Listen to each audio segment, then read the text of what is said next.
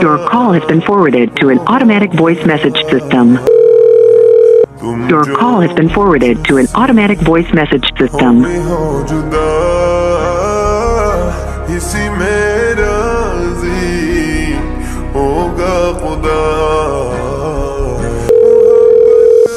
Eliza walsa baraas ku sutasiyo rawan kan. Okay, sahibna Campbell.